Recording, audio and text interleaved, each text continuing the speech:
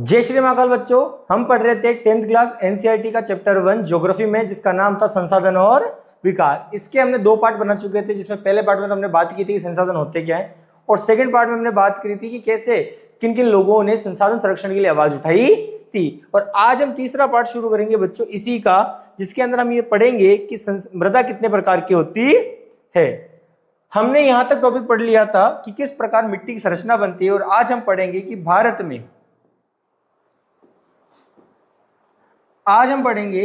भारत में मृदा के प्रमुख प्रकार कौन कौन से होते हैं। भारत में जो मृदा के प्रमुख प्रकार है वो है जलोढ़ मृदा, काली मृदा, लाल और पीली मृदा, लेटेराइट मृदा और मरुस्थलीय मृदा और वन मृदा। इसके बारे में हम अब संक्षेप में पढ़ेंगे कि ये सारी मृदाएं होती क्या है, इनके उपयोग क्या क्या है और इनसे नुकसान भी क्या क्या हो सकते हैं। देखो, जलोढ़ मृदा बच्चों कहते हैं, जलोढ़ मृदा भारत की सबसे विस्तृत और महत्वपूर्ण मृदा है। संपूर्ण उत्तरी मैदान जलोढ़ मृदा से बना हुआ है। यह मृदा सिंधु, गंगा और ब्रह्मपुत्र नदी तंत्रों द्वारा लाई गई निक्षेपों से बनी है। एक संकरे गलियारे के माध्यम से यह राजस्थान और गुजरात तक फैली हुई है। पूर्वी तटीय मैदान में महानदी, गोदावरी, कृष्णा और कावेरी नदियों के डेल्टा क्षेत्र में जलोढ़ मृदा बने हुए हैं। कहते हैं जो जलोढ़ मृदा का निर्माण होता है वो होता है गंगा, ब्रह्मपुत्र और कौन सी नदी बच्चों, सिंधु नदी। इनके जो निक्षेप होते हैं ये बहकर आती है, उससे बनती है। और अधिकतर ये कहां पर है, हमारे राजस्थान, गुजरात तक ये फैली हुई है, और बीच का पूरा मैदानी भाग इसी से बना हुआ है। जलोढ़ मृदा की संरचना और कणों का आकार। जलोढ़ मृदा में रेत, सिल्ट और मृत्तिका विभिन्न अनुपातों में पाई जाती है। नदी के मुहाने से घाटी की ओर ऊपर जाने पर मृदा के कणों का आकार बढ़ता जाता है। नदी घाटी के ऊपरी भागों तथा पर्वतीय तलहटी जैसे कि भाबर, तराई, द्वार और चौ क्षेत्र में मोटे कण वाली मृदा पाई जाती है। आयु के आधार पर जलोढ़ मृदा को दो भागों में बांटा गया। कितने भागों में बांटा गया? दो। एक तो पुरानी जलोढ़ और एक नई। जो बच्चों पुरानी होगी ना उसे बोलेंगे बांगर, और जो नई होगी उसे क्या बोलेंगे? खादर। और आपके एनसीईआरटी जो आरबीसी पेपर बनता है उसके अंदर ये सवाल जरूर आता है 1 नंबर के अंदर कि बांगर से क्या तात्पर्य है या खादर से क्या तात्पर्य है। देखो, पुरानी जलोढ़ को बांगर बोलते हैं। बांगर क्या होता है, इसमें कंकर ग्रंथियों की मात्रा अधिक होती है, यानी वो मृदा इसमें कंकर ज्यादा होंगे, वो क्या कहलाएगी?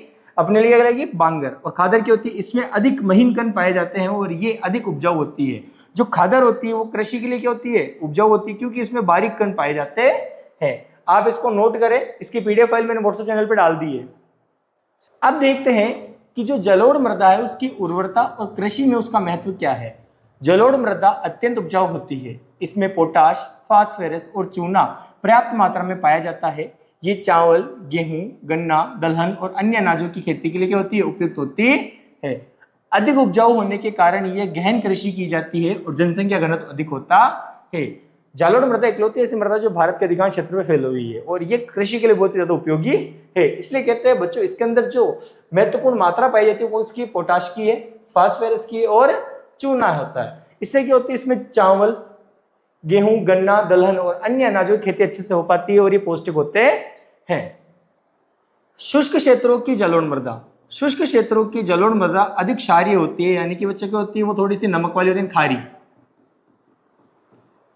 उचित सिंचाई और उपचार से इन मृदाओं की उपज क्षमता बढ़ाई जा सकती है। अगर हम सही से इसकी सिंचाई करें, देखभाल करते हैं मृदा की समय समय पर, तो इससे उत्पादन क्षमता बढ़ाई जा सकती है। किसकी? कृषि की। अब हम पढ़ेंगे काली मृदा। देखो, काली मृदा का रंग काला होता है, इसलिए इसे रेगर मृदा भी कहा जाता है।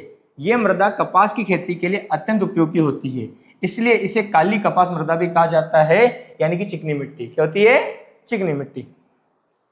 काली मृदा की उत्पत्ति। काली मृदा का निर्माण जलवायु और लावा जनक शैलों जैसे कि बेसाल्ट से हुआ है। जो काली मृदा होती है बच्चों अधिकतर कहां से होती है? जो लावा के शैल होते हैं, यानी कि ज्वालामुखी वगैरह के आसपास क्षेत्र होते हैं, वहां पर इनका निर्माण हुआ था। काली मृदा का भौगोलिक विस्तार। कहते हैं मुख्य क्षेत्र कहां से? ये मुख्य रूप से दक्कन पठार के उत्तर पश्चिमी भाग में पाई जाती है। जो काली मृदा बच्चों वो दक्कन का जो पठार है उसका उत्तरी पश्चिमी भाग में पाई जाती है। राज्य कौन कौन से? महाराष्ट्र, सौराष्ट्र, मालवा, मध्य प्रदेश, छत्तीसगढ़ के पठारी भाग में। यानी कि जो आपसे पूछ ले कि काली मृदा कहाँ कहाँ पाई जाती है तो उसके क्षेत्र ये रहे। और दक्षिण में कहाँ पाई जाती है बच्चों? पूर्वी विस्तार। यह मृदा दक्षिण पूर्व दिशा में गोदावरी नदी और कृष्णा नदी की घाटियों तक फैली हुई है। तो काली मिट्टी आपसे पूछ ले कि किन नदियों के साथ ज्यादा फैली हुई, तो एक तो गोदावरी नदी और एक कृष्णा नदी। इसको नोट करें आप एक बार। अब आगे देखते हैं कि जो काली मिट्टी होती है बच्चों उसकी विशेषता क्या है। काली मृदा बहुत महीन कणों जैसे बनी हुई होती है, यानी बिल्कुल छोटे छोटे रेत के कण होते हैं उससे बनती है काली मृदा। इसमें नमी धारण करने की क्षमता बहुत अधिक होती है, यानी कि वैसे गीली होती है, चिकनी मिट्टी आप जानते हैं उसको हाथ में लेते हैं वो ऑलरेडी गीली होती है, उससे अपन कैसे भी आकार दे देते हैं। इसमें कैल्शियम कार्बोनेट, मैग्नीशियम, पोटाश और चूना प्रचुर मात्रा में पाया जाता है। इसमें फास्फोरस की कमी होती है, इसलिए आपको ये याद करना है, ये आपके लिए इंपॉर्टेंट है कि काली मृदा में किसकी कमी होती है, एक तो फास्फोरस की, और इसमें ज्यादातर कौन से हैं, इसमें कैल्शियम ज्यादा, कार्बोनेट है, मैग्नीशियम है, पोटाश है और चूना प्रचुर मात्रा में है। मौसमी व्यवहार क्या कहते हैं इसका, गर्म और शुष्क मौसम में इसमें गहरी दरारें पड़ जाती है, जिससे मिट्टी का वायु संचार अच्छे से होता है। अगर थोड़ा सा गर्म मौसम आया, गर्मी आती है तो इसमें दरारें पड़ जाती है, यानी कि फटने लग जाती है, इसमें दरारें होती है बच्चों, और इसमें हवा का बहाव अच्छे से हो जाता है। गीली होने पर यह मृदा चिपचिपी हो जाती है, इसलिए इसे जोतना कठिन होता है, यानी कि जब इसमें बारिश आती है, इसमें नमी ज्यादा हो जाती है तो ये बिल्कुल चिपचिपी हो जाती है, जब इसमें खेती बाड़ी करना थोड़ा सा मुश्किल होता है। इसलिए काली मृदा की जुताई मानसून की पहली बौछार के साथ शुरू की जाती है। इसलिए काली मृदा में जब भी खेती बाड़ी कहते हैं ना, तो जैसे पहली बौछार आई तभी इसको शुरू कर देते हैं, क्यों, बाद में चिकनी हो जाएगी और इसमें जो हल वगैरह होंगे, जो हमारे उपकरण है वो सही से नहीं चल पाते हैं। अब पढ़ेंगे लाल एवं पीली मृदा। लाल मृदा का विकास कम वर्षा वाले क्षेत्रों में रवेदार आग्नेय चट्टानों पर हुआ है। यह मृदा मुख्य रूप से दक्कन पठार के पूर्वी और दक्षिणी भागों में पाई जाती है। जो लाल मृदा होती है बच्चों, वो कम वर्षा वाले क्षेत्रों में पाई जाती है, और दूसरा दक्कन पठार के पूर्वी और दक्षिणी भागों में पाई जाती है।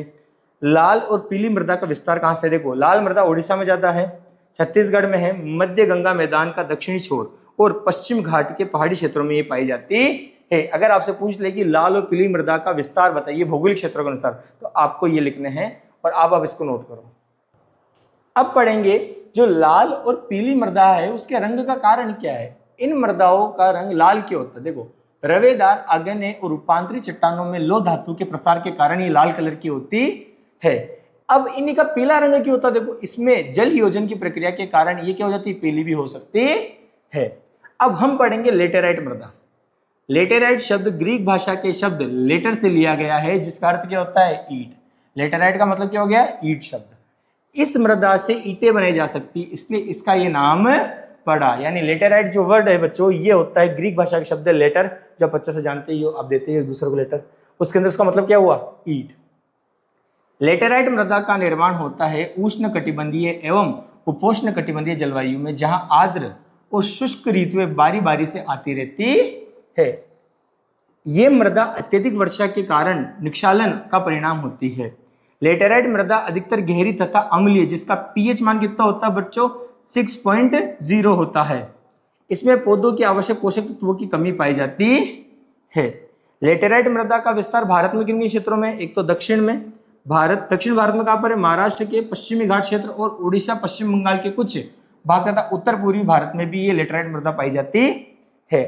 लेटेराइट मृदा में ह्यूमस की मात्रा देखो क्या कहते हैं, जहां पर्णपाती एवं सदाबहार वन पाए जाते हैं वहां लेटेराइट मृदा में ह्यूमस की मात्रा अधिक होती है।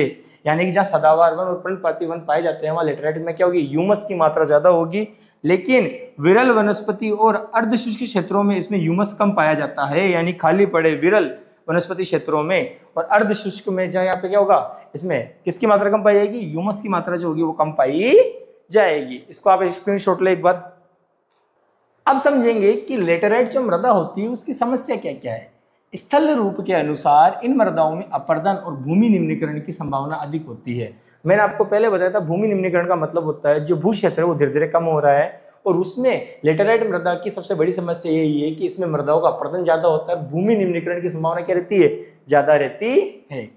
लेटेराइट मृदा का कृषि उपयोग क्या है, वो कहते हैं उचित मृदा संरक्षण तकनीकों को अपनाकर इस मृदा का सफल खेती की जा सकती है। अगर हम सही से उचित उपकरण अपनाएं और सही तरीके से इसमें काम करें तो हम इसमें खेतीबाड़ी कर सकते हैं। कर्नाटक, केरल और तमिलनाडु में चाय और कॉफी की खेती की जाती है। तमिलनाडु, आंध्र प्रदेश और केरल की लाल लेटेराइट मृदा काजू की खेती के लिए उपयुक्त होती है। तो आपका एक सवाल बन सकता है, काजू की खेती के लिए यानी कि तमिलनाडु, आंध्र प्रदेश और केरल में काजू की खेती के लिए कौन सी मृदा उपयोगी है, तो लाल लेटेराइट मृदा उपयोगी है। अब हम पढ़ेंगे मरुस्थलीय मृदा। आप सब राजस्थान से हैं, राजस्थान के धोरों से परिचित है, तो आपको पता होगा कि मरुस्थलीय मृदा क्या होती है, क्योंकि हम तो खुद ही मारवाड़ी राजस्थानी है और इन धोरों में पैदा हुए हैं, तो इससे अच्छा कौन जानेगा। मरुस्थलीय मृदाओं का रंग सामान्यतः लाल और भूरा होता है। ये मृदाएं प्राय रेतीली और लवणीय होती है। कुछ क्षेत्रों में नमक की मात्रा बहुत अधिक होती है, इसलिए इससे झीलों से जल का वाष्पीकरण करके खाने का नमक बनाया जाता है। यानी कि इन जो मृदा होती है इनमें पानी डाला जाता है, इनको सुखाया जाता है। जब पानी वाष्पीकरण यानी कि सूरज की किरणों से वाष्प के रूप में ऊपर जाता है और जो नीचे जो सूखा पड़ा रहता है वो जम जाता है, वो व्हाइट कलर का, वो क्या होता है नमक, जिसको हम यूज लेते हैं। और हम कहां से इसको, कौन सी झील से निकालते हैं? सांबर झील राजस्थान में, जिससे नमक बनता है। जलवायु का प्रभाव, शुष्क जलवायु और उच्च तापमान के कारण वाष्पीकरण की दर अधिक होती है। राजस्थान एक ऐसा एरिया है जहां पर गर्मी बहुत तेज होती है और धूप बहुत तेज पड़ती है, इसके कारण यहाँ पे वाष्पीकरण की प्रक्रिया भी तेज होती है। मृदा में नमी और ह्यूमस की मात्रा कम पाई जाती है, यानी राजस्थान जैसे एरिया में, यानी जहां पर मरुस्थलीय मृदा है वहां पर एक तो नमी कम होगी और ह्यूमस की मात्रा होगी वो भी कम होगी। मरुस्थलीय मृदा की आंतरिक संरचना, मृदा की सतह के नीचे कैल्शियम की मात्रा बढ़ती जाती है।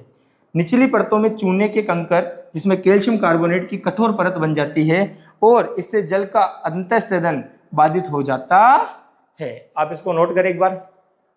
अब देखते हैं जो मरुस्थलीय मृदा का कृषि उपयोग क्या कहता है। प्राकृतिक रूप से ये मृदा कम उपजाऊ होती है, यानी कि नेचुरली देखें तो ये मृदा कम उपजाऊ होती है क्योंकि इसमें खेतीबाड़ी करना थोड़ा सा मुश्किल होता है, क्योंकि यहाँ पर पानी की मात्रा थोड़ी सी कम है राजस्थान वाले एरिया में, गुजरात वाले एरिया में, तो यहाँ इस मृदा को पानी बहुत ज्यादा चाहिए। लेकिन उचित सिंचाई द्वारा इस मृदा को कृषि योग्य बनाया जा सकता है, यानी कि अगर हम पानी की कमी को दूर कर दे तो इस मृदा में हम खेतीबाड़ी अच्छे से कर सकते हैं। इसका उदाहरण है पश्चिमी राजस्थान में देखने को मिलता है। अब हम पढ़ेंगे वन मृदा। वन मृदाएं सामान्यतः पहाड़ी और पर्वतीय क्षेत्रों में पाई जाती है, यानी जो पहाड़ी इलाकों और पर्वतीय क्षेत्रों में पाई जाती है वो कौन सी मृदा है? वन मृदा है। ये वे क्षेत्र होते हैं जहां पर्याप्त वर्षा और वनस्पति उपलब्ध होती है। भारत में इन मृदाओं का प्रमुख विस्तार हिमाचल तथा अन्य पर्वतीय क्षेत्रों में होता है। वन मृदा की जो बनावट होती है बच्चों को कौन सी होती है? नदी घाटियों में ये मृदाएं दोमट और सिल्टदार होती है, परंतु ऊपरी ढालों पर इनका गठन मोटे कणों का होता है। अब वन मृदा की विशेषता क्या है? हिमालय के हिमाच्छादित क्षेत्रों में इन मृदाओं का अधिक अपरदन होता है। ये मृदाएं प्राय अम्लीय तथा ह्यूमस रहित होती है, यानी इसमें अम्ल और ह्यूमस दोनों ही नहीं होता। नदी घाटियों के निचले क्षेत्रों में विशेषकर नदी सोपानों और जालोर पंखों आदि में ये मृदाएं उपजाऊ होती है। मृदा अपरदन पढ़ते हैं। मृदा अपरदन का मतलब होता है मिट्टी के ऊपरी कटाव और उसके बहाव की प्रक्रिया को मृदा अपरदन कहते हैं। वैसे तो मिट्टी का बनना और कटना साथ साथ चलता रहता है, लेकिन मानवीय गलतियों से ये संतुलन बिगड़ गया है। मृदा अपरदन का मतलब होता है मृदा धीरे धीरे खत्म हो रही है, यानी उसका कटाव होता रहता है वायु और जल के द्वारा, पर वो नेचुरल होता था। पर अब जो मानवीय प्रक्रिया हो रही है, जो गलतियां कर रहे हैं मानव द्वारा, उससे इसका बहुत बड़ा कारण बन चुका मृदा अपरदन का। आप इसको नोट करें एक बार। अब देखेंगे कि मृदा अपरदन के कारण क्या क्या होते हैं, कैसे होता है। देखो, पहला है प्राकृतिक कारण। देखो, कारण हमेशा दो ही हो सकते हैं, या तो नेचुरली होगा या मानव निर्मित होगा। देखो, मृदा अपरदन का मतलब ये होता है कि मृदा का धीरे धीरे खत्म होना, यानी कि वो एक क्षेत्र से दूसरे क्षेत्र में जा रही है, यानी मृदा का जगह हो रहा कटाव हो रहा। अभी कारण क्या है? या तो वो नेचुरली होगा या वो क्या होगा? मानवीय कारण होगा। नेचुरली क्या? देखो, पवन, हिमनद और बहता जल। अगर कहीं पे वर्षा तेज आती है, हवा तेज होती है, तो मिट्टी एक जगह से दूसरे जगह उड़ के चल जाती है, तो वो तो हो गया, क्या हो गया? प्राकृतिक कारण, मृदा अपरदन। अब मानवीय कारण क्या? पेड़ों की कटाई, अति पशुचारण, निर्माण कार्य, खनन, कृषि की गलत विधियों के कारण जो मृदा का अपरदन हो रहा है, मृदा को जो नुकसान हो रहा है, वो है मानवीय कारण। आज हम अपने आवास क्षेत्र को बढ़ाने के लिए क्या कर रहे हैं बच्चों? हम मकान बनाए जा रहे हैं और पेड़ हो यानी जो जंगली इलाके उनको काटे जा रहे हैं। इससे क्या होगा? आने वाले समय में जो भू क्षेत्र है उसकी कमी हो जाएगी। मृदा अपरदन के प्रकार ये आपके बोर्ड के लिए इंपॉर्टेंट है। पहला है अवनलिका अपरदन। बहता जल मृत्तिका युक्त मृदा को काटकर गहरी नालियां बना देता है। ऐसी भूमि जोतने योग्य नहीं रहती, इसे उत्खात भूमि कहते हैं। चंबल बेसिन में इसे खड़ भूमि कहते हैं। यानी कि जो बरसात होती है उसके कारण क्या होता है बच्चों, यहाँ पे कह रहे हैं कि बहता हुआ जल जो वर्षा के कारण इसमें क्या होता है? खड्डे हो जाते बड़े बड़े, जिसको हम बोलते हैं ना खड्डा, वो हो जाते हैं, जिसमें ना तो खेती बाड़ी हो सकती है ना चला जा सकता है। अब इससे क्या होता है? मिट्टी एक जगह से दूसरी जगह चल जाती है, और ये पहला कारण, इसको हम क्या बोलते हैं? उत्खात भूमि भी कहते हैं। और आपसे पूछ ले कि उत्खात भूमि क्या है, तो परिभाषा यही रहेगी। ये आपसे पूछ ले खड़ भूमि क्या है, तो भी यही रहेगी। अगर आपसे पूछ ले कि अवनलिका अपरदन को चंबल बेसिन में क्या कहते हैं, तो खड्ड भूमि कहते हैं। दूसरा पढ़ेंगे बच्चों चादर अपरदन। चादर क्या होती है? जब जल ढाल के साथ बहते हुए ऊपरी मृदा की परत को बहा ले जाती है, यानी कि जल जब बहता है तो जो मृदा की ऊपरी परत है उसको बहा कर ले जाता है। आप देखते होंगे बरसात होने के बाद में कई बार जो सड़कें होती है, जो मिट्टी इलाका होता है, बिल्कुल साफ हो जाता है, यानी रेत एक जगह से बहकर क्या जाती है दूसरी जगह चल जाती है। ये कौन सा, ये भी एक तरह का अपर्दन है। कौन सा है? चादर अपर्दन। पवन अपर्दन क्या होता है?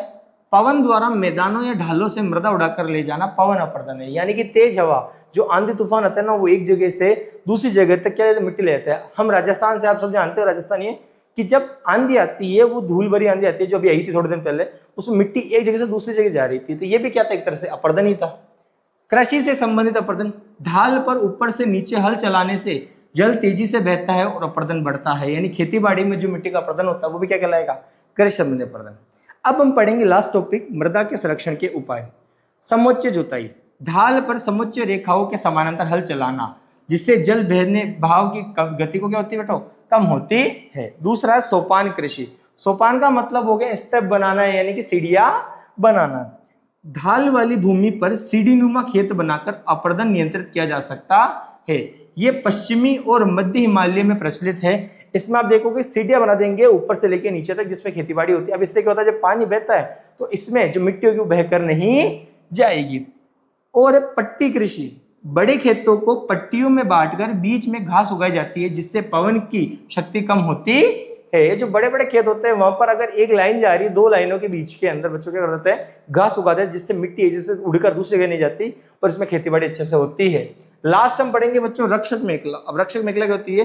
पेड़ों की कतारें लगाकर पवन की गति कम की जाती है। ये पश्चिमी भारत में रेत के टीलों के स्थिरीकरण में सहायक होती है। पश्चिमी भारत का मतलब है राजस्थान।